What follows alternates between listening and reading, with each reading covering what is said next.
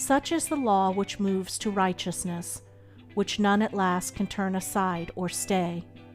The heart of it is love, and the end of it is peace and consummation sweet. Obey. The Light of Asia.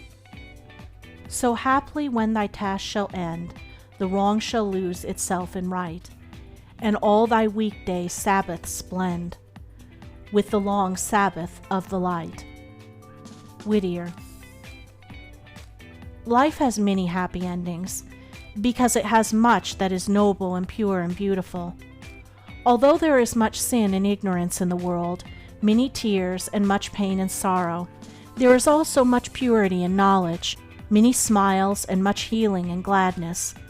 No pure thought, no unselfish deed can fall short of its felicitous result, and every such result is a happy consummation. A pleasant home is a happy ending. A successful life is a happy ending. A task well and faithfully done is a happy ending. To be surrounded by kind friends is a happy ending. A quarrel put away, grudges wiped out, unkind words confessed and forgiven, friend restored to friend, these are all happy endings. To find that which one has long and tediously sought, to be restored from tears to gladness, to awaken in the bright sunlight out of the painful nightmare of sin, to strike, after much searching, the heavenly way in life.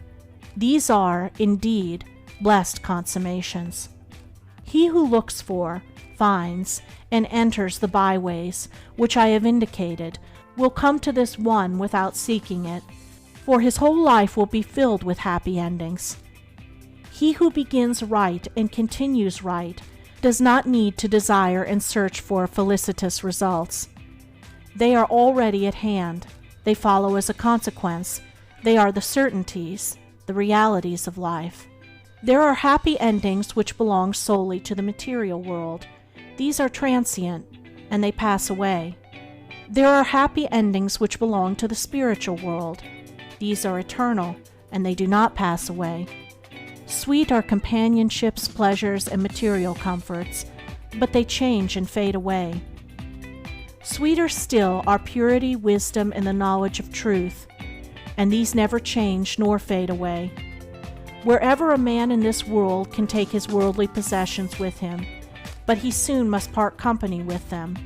And if he stands upon these alone, deriving all his happiness from them, he will come to a spiritual ending of great emptiness and want. But he who has attained to the possession of spiritual things can never be deprived of his source of happiness. He will never have to part company with it, and wherever he goes in the whole universe, he will carry his possessions with him. His spiritual end will be the fullness of joy. Happy in the eternal happiness is he who has come to that life form which the thought of self is abolished. Already, even now and in this life, has entered into the kingdom of heaven, nirvana, paradise, the New Jerusalem, the Olympus of Jupiter, the Valhalla of the gods. He knows the final unity of life, the great reality of which these fleeting and changing names are but feeble utterances. He is at rest on the bosom of the infinite. Sweet is the rest and deep the bliss of him who has freed his heart from its lusts and hatreds and dark desires, and he who, without any shadow of bitterness or selfishness resting upon him, and looking out upon the world with boundless compassion and love, can breathe, in his inmost heart, the blessing. Peace unto all living things, making no exceptions or distinctions. Such a man has reached that happy ending which can never be taken away, for this is the perfection of life, the fullness of peace, and the consummation of perfect blessedness.